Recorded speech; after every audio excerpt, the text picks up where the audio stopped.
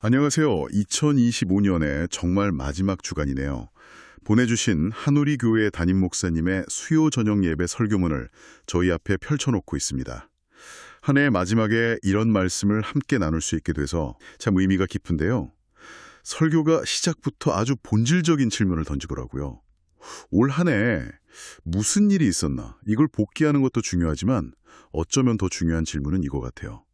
그 모든 시간 속에서 내 마음은 과연 어디에 가 있었나? 오늘 이 설교문과 함께 상황이 아니라 마음이 머무는 자리가 어떻게 진정한 평강을 만드는지 깊이 이야기 나눠보겠습니다. 네, 정말 좋은 타이밍에 딱 맞는 자료를 보내주셨어요. 이 설교가 그냥 연말 감상에 머무는 게 아니라 이사야서 26장 말씀을 통해서 새해를 맞이하는 우리가 영적인 닻을 어디에 내려야 할지 명확하게 보여주고 있거든요. 흥미로운 건 이 말씀이 선포될 당시에 그러니까 이사야 선지자가 살던 시대도 지금 우리 못지않게 아니 어쩌면 그 이상으로 혼란스럽고 불안한 시기였다는 점이에요. 그래서 수천 년 전 그 절망 속에서 주어졌던 약속이 오늘 우리에게는 어떻게 생명력을 가질 수 있을지 그 연결고리를 찾아보는 시간이 될 것 같습니다. 좋습니다. 그럼 첫 번째 이야기부터 시작해 볼까요? 도대체 왜 우리 마음은 이렇게 수시로 흔들리는 걸까? 설교는 바로 이 지점에서 출발해요. 잠언 4장 23절. 모든 지킬 만한 것 중에 더욱 내 마음을 지키라. 생명의 근원이 이에서 남이니라. 이 말씀을 인용하면서 마음이 곧 우리 삶의 방향키라고 강조하시더라고요. 그렇죠. 그런데 그토록 중요한 마음이 실은 얼마나 연약한가에 대해서도 바로 이야기하잖아요. 아침에 날씨 좋다가 갑자기 비 오면 기분이 훅 가라앉고 맞아요. 누가 무심코 던진 말 한마디에 하루 종일 신경 쓰이고 밤에 본 뉴스 헤드라인 하나 때문에 잠 못 이루기도 하고요. 정말 갈대 같다는 표현이 딱 맞는 것 같아요. 맞아요. 여기서 설교에 나온 비유가 정말 무릎을 탁 치게 만들었어요. 바로 트로트 열풍에 대한 이야기였는데요. 저도 이 부분이 아주 날카로운 통찰이라고 생각했어요. 그 가사들을 곱씹어보면 이별, 눈물, 한 같은 정서가 짙게 배어 있고요. 이게 단순히 유행을 넘어서 우리 사회 구성원들의 마음속에 그만큼 풀리지 않는 응어리나 서러움이 자리 잡고 있다는 분석이 정말 와닿았습니다. 네, 그 지점이 중요하죠.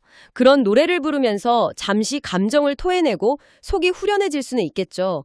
하지만 설교에서 지적하듯이 그건 일시적인 감정의 해소이지 근본적인 위로나 평강은 아니라는 겁니다.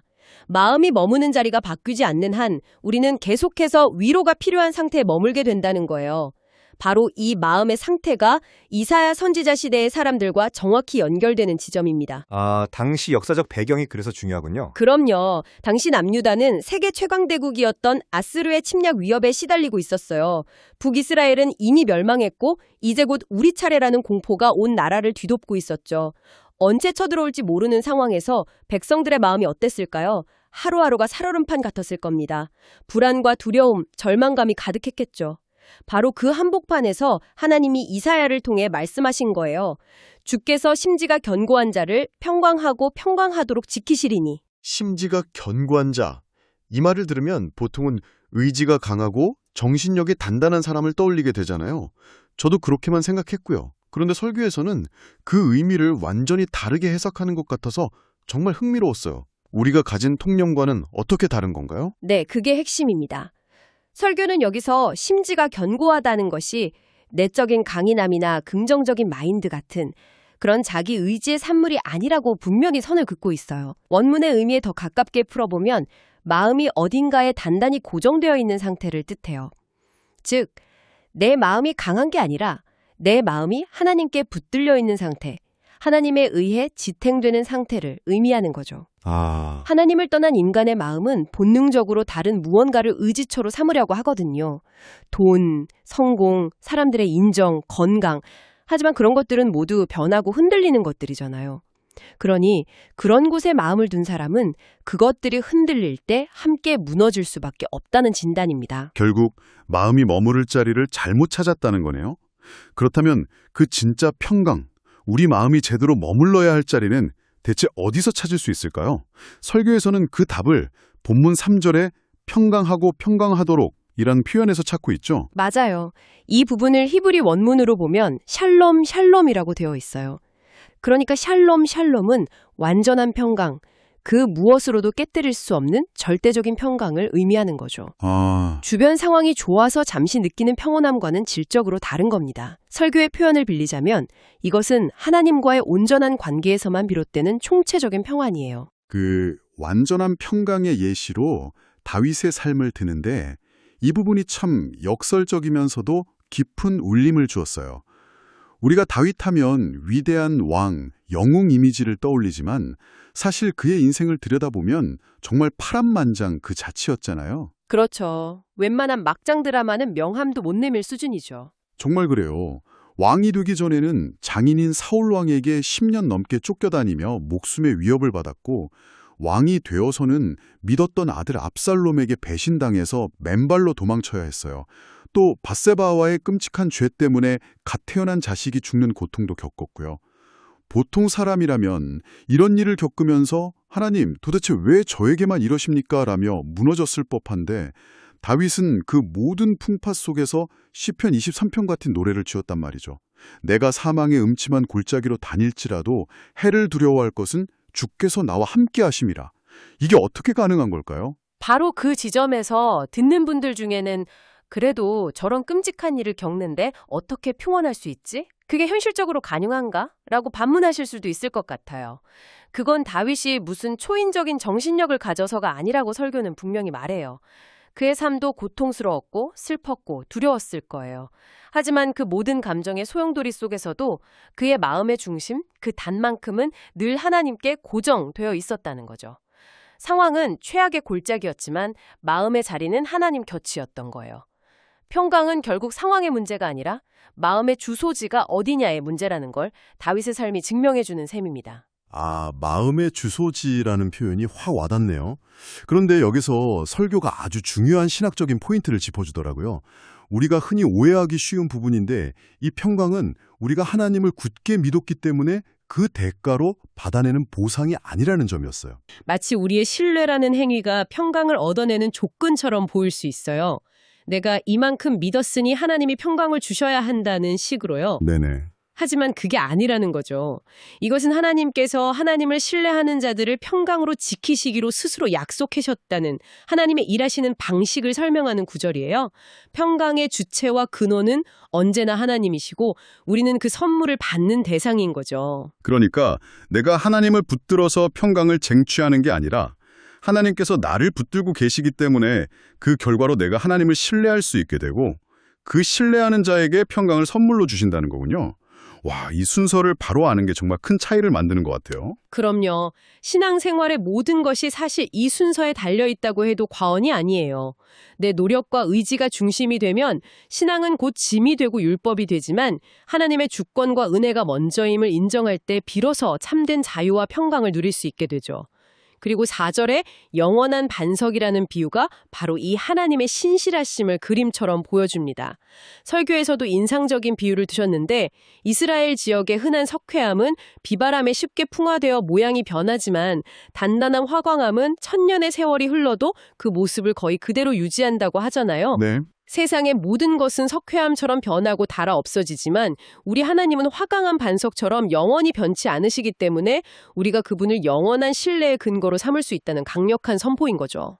내 마음의 심지가 견고해서가 아니라 내가 붙들고 있는 반석이 영원하기 때문에 내가 안전할 수 있다는 것.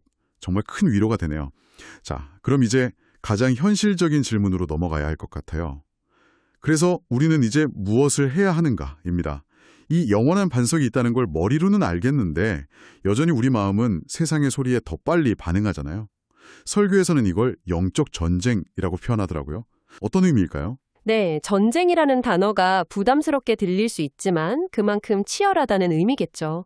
기독교 신앙의 본질이 사실 여기에 있어요. 단순히 주일에 교회 가고 착한 일을 몇 개 더 하는 식의 외적인 행동 변화가 아니라는 거예요. 로마서 12장 2절 말씀처럼 오직 마음을 새롭게 함으로 변화를 받아야 하는데 이게 저절로 되지 않는다는 거죠. 우리 마음은 가만히 두면 자꾸만 익숙하고 편한 세상적인 가치들로 흘러가려는 관성이 있거든요. 돈, 사람들의 인정, 눈에 보이는 안정감 같은 것들이요. 맞아요. 설교에서도 그 부분을 경고하죠. 우리 마음을 그런 변하는 것들 위에 올려놓으면 그것들이 흔들릴 때 우리 마음도 함께 요동치는 건 너무나 당연한 이치라고요. 건강을 최고로 여기면 건강이 나빠졌을 때 절망하게 되고 자녀의 성공에 마음을 두면 자녀가 내 뜻대로 되지 않을 때 평강이 깨져버리는 것처럼요. 바로 그겁니다. 그래서 영적 전쟁이란 그렇게 자꾸만 세상으로 새어나가려는 내 마음의 방향을 의지적으로 틀어서 다시 영원한 반석이신 주님께로 돌려놓는 매일의 싸움을 의미해요. 마음의 주소지를 매일같이 하나님 나라로 이전 신고하는 작업이라고 할 수 있죠. 그리고 이 전쟁에서 승리하기 위해 설교문은 우리 손에 3가지 구체적인 무기를 쥐어줍니다. 네, 이 부분이 청취자분들께서 당장 삶에 적용해 볼 수 있는 아주 실제적인 조언이 될 것 같아요. 하나씩 좀 자세히 설명해 주시겠어요? 첫 번째 무기는 기도입니다. 그런데 여기서 말하는 기도는 단순히 하나님 이 문제 해결해 주세요라고 요청하는 것을 넘어섭니다. 물론 그런 간구도 중요하지만 기도의 더 본질적인 기능은 세상의 온갖 문제들로 흩어지고 불안해진 내 마음의 초점을 다시 하나님께로 맞추는 영적인 행위 그 자체라는 거예요. 주님, 제 마음이 지금 저 문제에 온통 사로잡혀 있습니다. 제 시선을 다시 주님께로 옮겨주세요. 이 고백 자체가 기도의 시작이자 가장 중요한 부분이라는 거죠. 기도가 문제 해결의 수단을 넘어 마음의 방향을 전환하는 스위치 같은 거군요. 그럼 두 번째 무기는 감사인데 이것도 우리가 흔히 생각하는 감사와는 조금 결이 다른 것 같아요. 네, 보통 감사는 좋은 일이 생겼을 때 따라오는 반응이라고 생각하기 쉽잖아요. 하지만 설교에서는 감사를 훨씬 더 능동적인 신앙 고백으로 정의해요. 즉, 상황이 좋든 나쁘든 상관없이 그럼에도 불구하고 내 삶의 주인은 하나님이시며 내 마음은 여전히 하나님의 손안에 있습니다. 라고 선포하는 행위가 바로 감사라는 겁니다. 하루를 마무리하면서 아주 작은 것이라도 감사 제목을 찾아 고백할 때 우리의 마음은 문제의 골짜기에서 빠져나와 다시 반석 위로 올라서는 경험을 하게 된다는 설명이에요. 마지막 3번째 무기는 말씀이네요. 성경을 지식이나 교양을 쌓기 위한 책으로 읽는 것이 아니라 하나님의 음성을 듣는 통로로 삼는 거예요. 세상은 끊임없이 우리에게 불안과 경쟁과 욕심을 부추기는 소리를 들려주잖아요. 그 소리에 우리 마음이 잠식당하지 않도록 매일 하나님의 말씀을 읽고 묵상함으로써 내 마음의 운영체제를 세상의 것이 아닌 하나님의 것으로 업데이트하는 과정인 거죠. 이 3가지, 마음의 방향을 트는 기도, 마음의 자리를 확인하는 감사, 마음의 운영체제를 바꾸는 말씀, 이것이 바로 우리 마음을 지키는 영적 전쟁의 핵심 전략이라고 할 수 있습니다. 정리가 정말 명확하게 되네요. 기도, 감사, 말씀. 이제 곧 2026년 새해가 시작되는데요. 오늘 나눈 이야기들을 마무리하면서 청취자분들께 설교의 핵심 메시지를 다시 한번 전해드리고 싶어요. 새해에 우리 앞에 어떤 일이 펼쳐질지, 좋은 일이 많을지 힘든 일이 많을지 우리는 아무도 알 수 없죠. 하지만 한 가지, 우리가 매일 아침 눈을 뜨면서 결단하고 선택할 수 있는 것이 있습니다.